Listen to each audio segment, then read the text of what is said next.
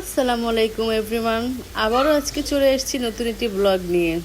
Ruby's lifestyle ব্লগে আপনাদের সবাইকে স্বাগতম। আজকে আমি খালামণির বাসায় বেড়াতে আসছিলাম।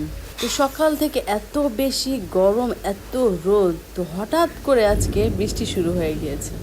তো আঙ্কেল হঠাৎ করে এসে বলছে যে চলো আজকে বাইরে বের হই, বৃষ্টিতে গাড়িতে ঘুরতে অনেক বেশি মজা হবে। পরে আমরা তো সবাই খুশি, হ্যাঁ হ্যাঁ চলেন চলেন। আর আপুরা বিশ্বাস করবেন না, আমরা যেরকম ছিলাম, যেই ড্রেসে ছিলাম, তো সেভাবেই আমরা বের হয়ে গেলাম, কারণ এটা মিস করা যাবে না। যদি বৃষ্টি থেমে যায় তাহলে আর কিন্তু ভালো লাগবে না। তো আমরা তাড়াতাড়ি করে বের হয়ে গেলাম যেইভাবে ছিলাম। আর সত্যি কথা বলতে কি, যে কোনো কিছু প্ল্যানিং ছাড়া কিন্তু বেশি ভালো লাগে, স্পেশালি ঘোরাফেরা। আমি যখনই কোনো কিছুর জন্য প্ল্যান করি যে এটা হবে ওটা করব, কিন্তু ওই জিনিসটা আর হয় না। আর আজ পর্যন্ত যত কিছু হয়েছে লাইফে, যত ঘোরাফেরা, সব কিছু কিন্তু হঠাৎ করেই হয়েছে।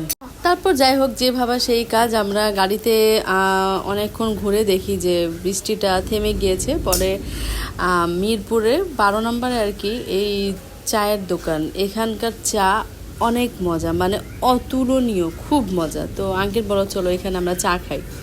তো যাই হোক, চা খেলাম, বৃষ্টি এনজয় করলাম, খুবই মজা লাগলো সব কিছু মিলিয়ে, আলহামদুলিল্লাহ।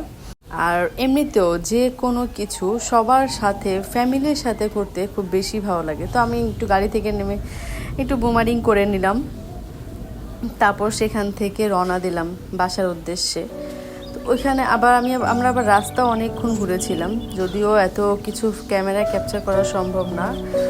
তো দেখতে পাচ্ছেন আমরা বাসায় চলে আসলাম, দিনটা খুব ভালো ছিল। তো আজকে এ পর্যন্তই, সবাই ভালো থাকবেন। আমার ভিডিওটি যদি ভালো লেগে থাকে লাইক, কমেন্ট অ্যান্ড সাবস্ক্রাইব করবেন। আল্লাহ হাফেজ, আসসালামু আলাইকুম।